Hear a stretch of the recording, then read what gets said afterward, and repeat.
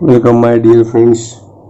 मैं अजय सर आपको अपने यूट्यूब चैनल में बहुत बहुत स्वागत करता हूं।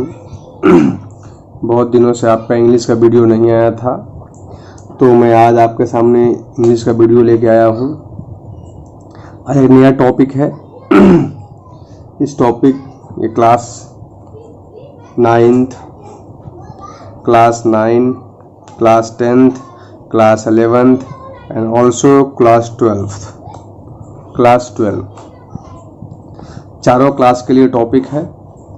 ये क्लास 9th में 3 मार्क्स का पूछा जाता है, क्लास 10th में 3 मार्क्स का पूछा जाता है, क्लास 11th और 12th क्लास में 4 मार्क्स का पूछा जाता है। टॉपिक सेम ही है। ये लास्ट टॉपिक है जो आपको सेम पढ़ना है। इसके बाद कोई भी टॉपिक सेम नहीं पढ़ना है। तो मेरे प्यारे दोस्तों, इसलिए मैं सोचा कि एक ही वीडियो में क्लास 9, 10, 11, 12 तीनों क्लास को पढ़ा दूं, चारों क्लास को पढ़ा दूं। थोड़ा सा फर्क, ये नाम में थोड़ा सा फर्क है। फर्क क्या है? क्लास 9 में क्वेश्चन में क्या लिख के आपको आएगा इस टॉपिक के अंदर, जो इसके पहला वीडियो आपने फंक्शन पढ़ा, उस फंक्शन से रिलेटेड 3 टॉपिक पूछा जाता है। अगर आपने फंक्शन का वीडियो नहीं पढ़ा है, आपने फंक्शन से मैंने 5 वीडियो दिए थे इंग्लिश के, यदि आपने उसको नहीं पढ़ा है तो सबसे पहले जाइए और हमारे YouTube चैनल के प्लेलिस्ट में फंक्शंस क्लास 8 में भी होगा, 9, 10, 11, 12 के का इंग्लिश का वीडियो का प्लेलिस्ट बना होगा, उसमें जाके पढ़िए। बस वही टॉपिक है, उसमें मैचिंग कॉलम्स था, इसमें टिक मारने वाला है और विशेष ज़्यादा अंतर नहीं है। थोड़ा बहुत का डिफरेंस है। आप कहेंगे सर आप क्लास 9th में, 10th में, 11th में, 12th में सब में सेम ही पढ़ा रहे हैं। तो सब में सेम मैं इसलिए पढ़ा रहा हूँ कि क्लास 9, 10th, 11th ये 3 में तो एकदम लेवल सेम ही है। 12th में थोड़ा सा लेवल सेंटेंसेस का 2-4 सेंटेंस का लेवल थोड़ा सा लगभग सेम ही होता। 10% कहें या 20% कहें, वो लेवल्स होते हैं, थोड़ा कठिन होते हैं।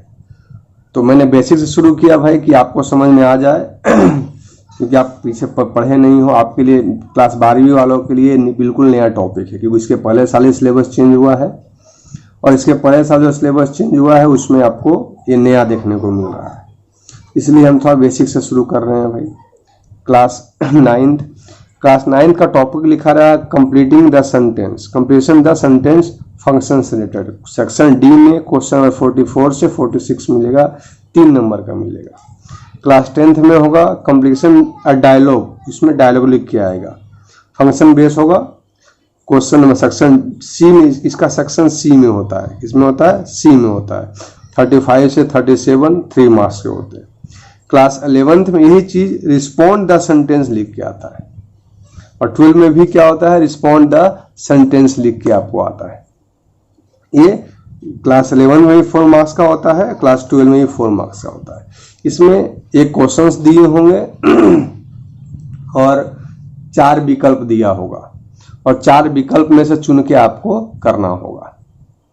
ठीक है। इसमें क्लास 12 वालों में सेक्शन ए में ही आता है। मैं गलत बोल दिया, सेक्शन ए में, तो क्वेश्चन 44 में नहीं आता है।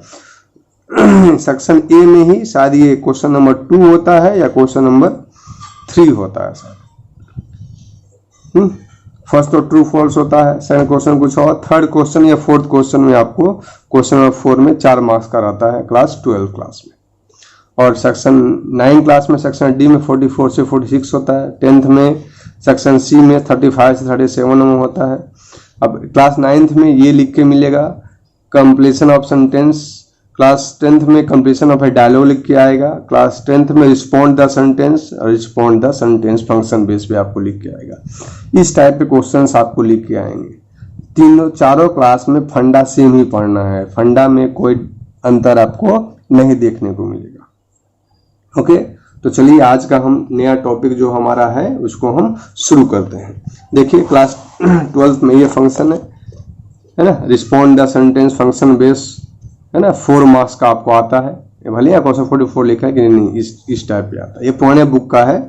इसमें पहले जो पुराना बुक था उसमें ऑप्शंस नहीं आए थे, अब आपको ऑप्शंस दे दिए गए हैं। समझ गए? तो थोड़ा सा आपको और इजी कर दिया है। इसलिए हम आपको शुरू करते हैं आज का नया टॉपिक। ठीक है, चलिए शुरू करते हैं आज हम। माय डियर फ्रेंड्स, टॉपिक का नाम है कंप्लीटिंग द डायलॉग्स या रिस्पॉन्ड। क्या टॉपिक का नाम था, मैंने आपको पीछे पढ़ाया ही कराया जी। इसके अंदर आपको टॉपिक सेलेक्ट करना होता है, समझ गया ना। आपको एक ब्रैकेट में लिखा रहेगा कि एक क्या करना क्या है। जैसे एज फॉर एग्जांपल मैं आपको दिखा रहा हूं। सबसे पहले इसके अंदर पढ़ना है आपको, बहुत सारे टॉपिक भी पढ़ने हैं आपको इसमें। तो सबसे पहला जैसे देखिए लिखा क्या होगा, आपको ये समझ लीजिए। आपको इस टाइप में क्वेश्चंस लिखे आएंगे। ये लिखा हुआ है what is the result of हेवती, she was in SSC letter year. वह 10वीं क्लास में थी, उसका रिजल्ट क्या आया। अब यहाँ ब्रैकेट में आपको ऐसा दिया रहेगा शोइंग कंट्रास्ट। क्वेश्चंस कैसा आएगा वो समझिए आप पहले। क्वेश्चंस आपको इस टाइप का आएगा, समझ गए ना। क्वेश्चंस कैसे आएंगे, आपको आएंगे इस तरह से आएंगे। देखिए क्वेश्चन जाना जरूरी। क्वेश्चन आप पूछता कैसा है सर, आप पढ़ा रहे हैं कैसा सर, तो हम पढ़ाएं कुछ और, क्वेश्चंस कुछ और तरह से आएंगे। ठीक है, देखिए यहाँ लिखा हुआ है, 2 डायलॉग दिया गया है। Comparing things, reporting events, making request, है सीइंग। ये ऐसा क्वेश्चन लेकर 4 विकल्प होंगे। 4 विकल्प में से एक विकल्प पे आपको पढ़ के टिक मारना है। ये बहुत ही आसान टॉपिक है। आपको 4 मार्क्स या 4 मार्क्स 3 मार्क्स आपको काफी आसानी वे पे देगा। ठीक है, अभी मैं जब पढ़ाना शुरू कर रहा हूं तो ये कंपेयरिंग थिंग यहाँ आपको लिखा नहीं होगा, ऊपर हेडिंग में लिखा रहेगा। ठीक है, चलिए देखते हैं हम। फर्स्ट आपको क्या रहेगा, फर्स्ट में रहेगा आपको, आप देख सकते हैं फर्स्ट में है डिस्क्राइबिंग पास्ट इवेंट। डिस्क्राइबिंग क्या है आपको, पास्ट इवेंट। आपको ऐसा लिखा रहेगा, वो जो ब्रैकेट अभी दिखा ना आपने, आपको जो ब्रैकेट दिखा उस ब्रैकेट में आपको क्या लिखा रहेगा, डिस्क्राइबिंग पास्ट इवेंट। डिस्क्राइबिंग मतलब होता है वर्णन करना। डिस्क्राइबिंग मीन्स क्या होता है, आपको वर्णन करना। समझते मेरी बात को आप। डिस्क्राइबिंग मीन्स क्या होता है, आपको वर्णन करना। ठीक है, तो describing past event. Past event मतलब भूतकाल के चीजों का, और इवेंट मीन्स क्या होता है, आपको घटना होता है। तो सिंपल पास्ट या पास्ट कंटिन्यूअस में आपको होता है। तो पता है आपको, पास्ट इवेंट मतलब भूतकाल, था, थे, थी रहता है। समझ रहे हैं बात में ना। तो इसको हम कैसे पहचाने कौन सा सेंटेंस हमारा पास्ट इवेंट है, कौन सा सेंटेंस हमारा पास्ट इवेंट नहीं है। तो इसमें जनरली क्या, पास्ट इवेंट मतलब भूतकाल की घटी हुई घटनाओं के बारे में आपको दिया रहेगा। इसमें क्या लगा रहेगा, V2 होगा, पास्ट फॉर्म। V2 समझते हैं, क्रिया का दूसरा रूप। क्रिया का 5 रूप होते हैं, V1, V2, V3, V4, V5। ये तो पता होगा आपको। तो इसमें जब सेंटेंस को पढ़ेंगे आप, 4 सेंटेंस में से क्या होगा वाला, V2 होगा, क्रिया का दूसरा रूप होगा। और यदि क्रिया का दूसरा रूप नहीं मिलता है तो आपको सेंटेंस में डिड मिलेगा। क्या मिलेगा, डिड मिलेगा। वो भी नहीं मिला तो वाज मिलेगा या वेयर मिलेगा। वाज वेयर मीन्स था, थे, थी। अगर सेंटेंस में नॉट लगा रहे हैं तो डिड नॉट लगा होता है। प्रेजेंट में डू नॉट लगा होता है, इसमें क्या लगा होता है, डिड नॉट लगा होता है। क्रिया का अगर नॉट नहीं है तो क्रिया का दूसरा रूप है। समझ रहे हैं। जैसे हम आपको देखते हैं, एक एग्जाम्पल दे रहे हैं। फर्स्ट क्वेश्चन क्या है, when did you return from school. When मतलब कब, डिड देखिए लगा हुआ है, पास्ट फॉर्म में है। यू रिटर्न फ्रॉम स्कूल, तुम अपने विद्यालय से कब रिटर्न आओगे, कब लौट के आओगे। रिटर्न मतलब लौटना, कब लौटोगे। तो देखिए 4 विकल्प पहले पढ़िए।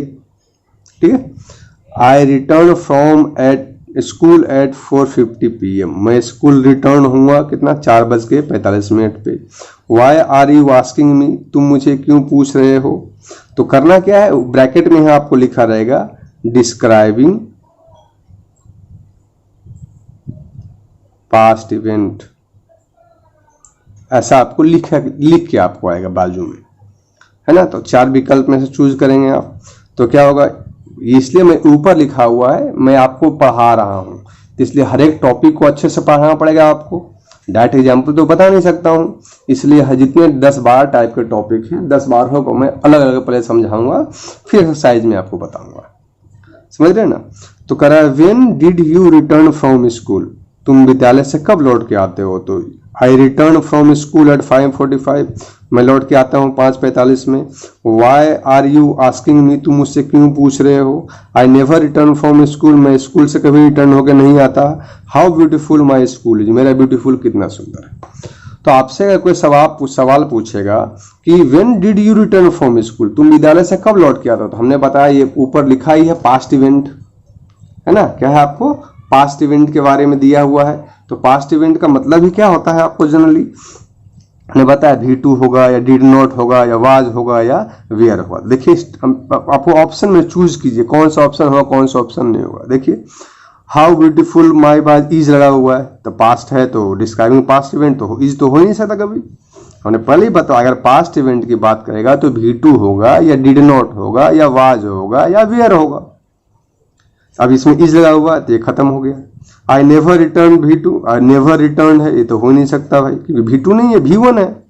वाई आर लगा हुआ है तो ये तो हो नहीं सकता, बचा कौन। I return from school at 5:45 PM। I return, देखिए क्या लगा हुआ, रिटर्न। रिटर्न मतलब क्रिया का दूसरा रूप, मतलब ऑप्शन क्या होगा, फर्स्ट होगा। ऐसे आपको मानना है, ठीक है। चलिए नहीं समझे तो मैं और एक एग्जांपल समझाता हूं आपको मैं। आ रही बात समझ में। चलिए उसके बाद क्या बोल रहा है आपको, सेकंड क्वेश्चन में है क्या है, I played many games on Sunday. मैं Sunday, I played many games on Sunday, मैं संडे को बहुत सारा, देखिए प्लेड लगा हुआ है ना। I played many games on Sunday. What about you, मैं संडे को बहुत सारे गेम खेलता हूं, हाँ खेला।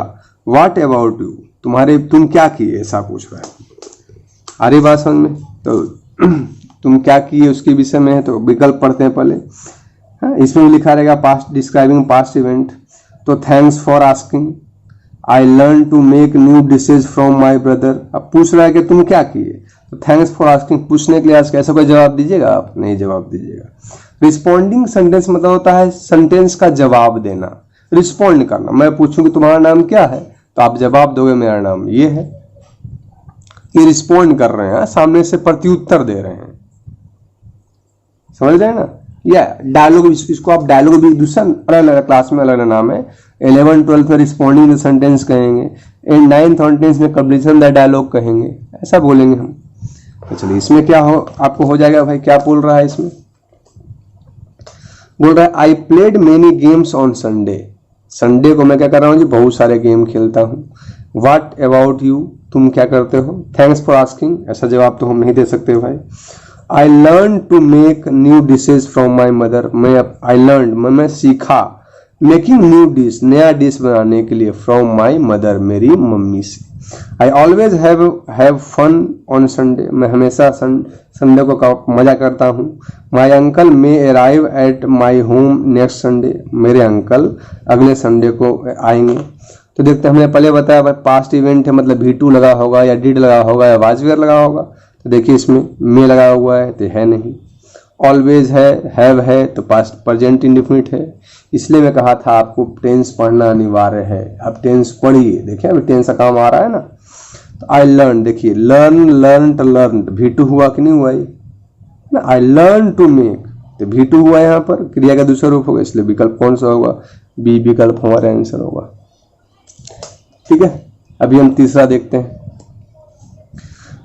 Did you right all question yesterday, कह रहा है did you right all question yesterday. Did pass V2 का डिड लगा हुआ है तो यू राइट, क्या तुम प्रश्न, सारे प्रश्न, ऑल क्वेश्चन यस्टरडे, क्या कल आपने सारे प्रश्न लिखे। तो जवाब देंगे, नेहा जवाब देती है यस सर, हाँ महाशय।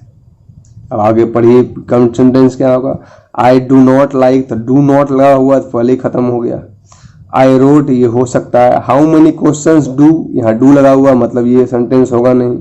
आई शुड, ये भी होगा नहीं, है ना। तो क्या होगा, आई रोट ऑल क्वेश्चंस, मैंने सारे प्रश्न के उत्तर लिखे। जब शिक्षक आपसे प्रश्न पूछते हैं do you right all question yesterday, क्या तुमने सारे प्रश्न कल लिखा, तो नेहा बोलते yes sir I wrote all questions, मैंने सारे क्वेश्चंस लिखा। ये क्यों होगा? क्योंकि ये V2 है, क्रिया का दूसरा रूप है। और हमने पहले बताया कि अगर पास्ट इवेंट के बारे में रहेगा तो या तो V2 रहेगा, या तो वाज वेयर रहेगा, और या तो डिड नॉट रहेगा। ये चार में से कोई एक अगर दिख जाए तो समझ लीजिए वो पास्ट इवेंट का वाक्य है। समझ रहे हैं? चलिए एक एग्जाम्पल और देखते हैं हम। नेहा बोल रेहन हु डिस्कवर्ड अमेरिका, अमेरिका की खोज किसने किया? अरे बस अब अपने मन से बताइए। राज, अगर कोई सेंटेंस आपको विकल्प में नहीं दिया है तो क्या होगा? तो अमेरिका खोज किसने किया था? कोलंबस ने खोज किया था जी, तो कोलंबस डिस्कवर्ड अमेरिका आप ये कह सकते हैं। When did you buy this TV, तुम ये टीवी कब खरीदे? आरी बात समझ में? तो we bought this TV in, जब खरीदना है। We bought this TV in, जब खरीदने की बात होगी तो आप उसमें भर सकते हैं। व्हेन वी बाउट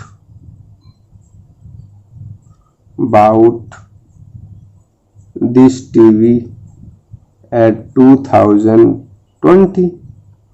2020 में खरीदा। हु डिस्कवर्ड अमेरिका, तो अपने मन से, अब विकल्प इसमें नहीं है, दो ऑप्शन ऐसे बिना विकल्प का है। तो कोलंबस ने खोज किया था, कोलंबस डिस्कवर्ड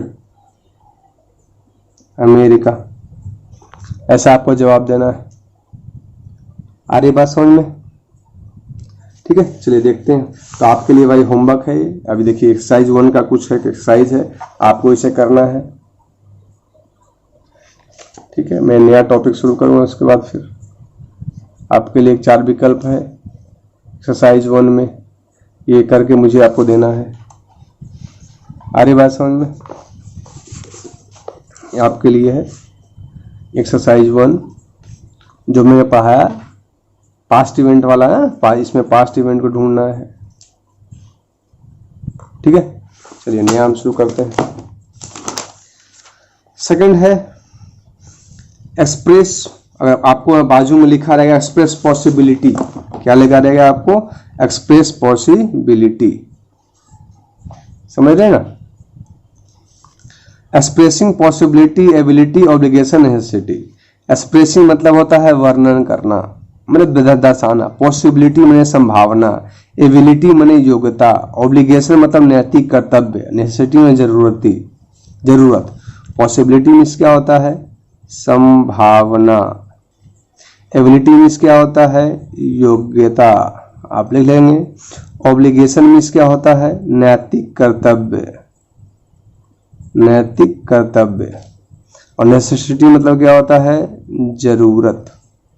ये सब आपको दर्शाने की बात आएगा तो आप क्या कहेंगे? आप फर्स्ट, अगर पॉसिबिलिटी है आपको, पॉसिबिलिटी मीन्स संभावना, पॉसिबिलिटी मीन्स क्या है आपको? संभावना।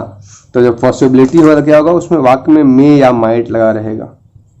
जैसे आज वर्षा हो सकता है, it may rain today.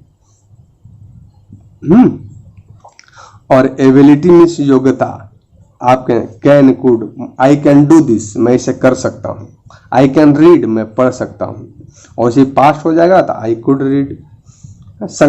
Ability में कोई शक्ति या कोई क्षमता, आपके अंदर कोई चीज करने की क्षमता हो तो वहाँ हम कैन और कुड का यूज करेंगे। अगर एक्सप्रेसिंग एबिलिटी बोलेगा तो देखेंगे सेंटेंस में कौन सा सेंटेंस में कैन कुड लगा हुआ है। अगर पॉसिबिलिटी की बात कहेगा तो कौन सा सेंटेंस में मे और माइट लगा हुआ है। ऑब्लिगेशन मतलब नैतिक कर्तव्य, शुड, हमको पढ़ना चाहिए, हमें गरीबों की मदद करना चाहिए, नैतिक कर्तव्य है कि नहीं है? तो वहाँ शुड लगा रहेगा। या आउट टू, तुम्हें अपने माता पिता की कहना मानना चाहिए, you ought to obey your parents. ठीक है, नैतिक फर्ज हो, ऐसा हो, कोई सलाह वगैरह दे रहा हो तो। नेसेसिटी मतलब होता है जरूरत, मस्ट, तुमको अवश्य पढ़ना चाहिए, you must read this book for passing the assessee examination. आपको 10वीं क्लास पास होने के लिए, एसएससी एग्जाम पास होने के लिए क्या करना पड़ेगा? आपको पढ़ना ही पड़ेगा निश्चित रूप से। आ रही बात समझ में? तो इसमें वाक्य में लगा क्या होता है, इसका सेंटेंस क्या होता है? स्ट्रक्चर में करता होगा वाक्य में, उसके बाद may, might, can, could, should, must, have to लगा रहेगा। फिर क्रिया का मूल रूप रहेगा, कर्म रहेगा और अन्य शब्द रहेगा। इस टाइप से रहेगा, तो आसानी से आप समझ सकते हैं कि ये किस तरह के वाक्य को इसमें करना है आपको। आ रही बात समझ में? चलिए देखते हैं इसका हम। एक्सप्रेसिंग पॉसिबिलिटी, क्या आपको एक्सप्रेसिंग पॉसिबिलिटी, इसमें मे और माइट याद रखिएगा। ये एक्सप्रेसिंग पॉसिबिलिटी आपको याद रखना है कि इसके पहले पढ़ा है एक्सप्रेसिंग पास्ट इवेंट, तो पास्ट इवेंट को क्या करते हैं, V2 वाज वेयर और डिड नॉट, तो समझ लेंगे। अभी क्या है एक्सप्रेसिंग पॉसिबिलिटी, पॉसिबिलिटी मतलब क्या है आपको मे या माइट रहेगा, समझ गए ना। एबिलिटी है तो कैन कुड, इसको याद रखना है। एबिलिटी के बारे में बात करें तो कैन कुड होना चाहिए। ऑब्लिगेशन के बारे में बात, नैतिक कर्तव्य के बारे में बोले तो शुड और आउट टू होना चाहिए। नेसेसिटी के बारे में बोले मस्ट और। सेंटेंस में ढूंढना है किधर है, आपको कुछ याद नहीं समझ में आ रहा है, याद रखना है। तो करा जी मीट, I am going to play cricket with my friend, मैं अपने दोस्तों के साथ क्या करने जा रहा हूँ जी, क्रिकेट खेलने जा रहा हूँ। व्हाट अबाउट यू, तुम क्या करोगे, तो क्या बोल रहा है मी और माई, पॉसिबिलिटी है मतलब संभावना है। आरी बात समझ में, तो संभावना है तो मे या माइट, यहाँ देखिए हैव है तो ये हो ही नहीं सकता है, जनरली है तो ये हो ही नहीं सकता है, हुम राइट है तो बिल है तो हो ही नहीं सकता है, तो क्या होगा I may go to mall have some fun, I may go to the mall, मैं मॉल जाऊंगा और कुछ आनंद करूंगा, तो ऑप्शन कौन सा हो जाएगा, ये हो जाएगा। फिर what will you do tomorrow, तुम कल क्या करोगे, पास भूतकाल में भाई, तो देखिए मे लगा हुआ है मतलब ये हो सकता है भी, और देखिए और हो तक नहीं। आई कैन है ना, तो कैन तो पॉसिबिलिटी नहीं है, कैन एबिलिटी है तो ये तो हो नहीं सकता है, पहले खत्म हो गया। I visited my uncles house, मैं अपने अंकल के घर जाऊंगा, ये हो सकता है लेकिन विजिटेड है, V2 लगा हुआ है तो पॉसिबिलिटी तो है नहीं, ये क्या हो गया, पास्ट इवेंट हो गया। I would you join me, would होगा नहीं, ये भी होगा नहीं, तो कौन सा होगा, ये वाला होगा। I may revise maths and science tomorrow, मैं कल क्या करूंगा, मैथ और साइंस रिवाइज करूंगा कल, है ना। तो ये पॉसिबिलिटी है कि तुम ये काम कर सकते हो, ये पॉसिबिलिटी बता रहा है। आ रही बात समझ में। उसी तरह एक्सरसाइज 2 आपको करना है भाई, पॉसिबिलिटी के लिए। ये आपका एक्सरसाइज 2 में एक्सरसाइज आपको दिया गया है, इसे आपको करना है, ये विकल्प है।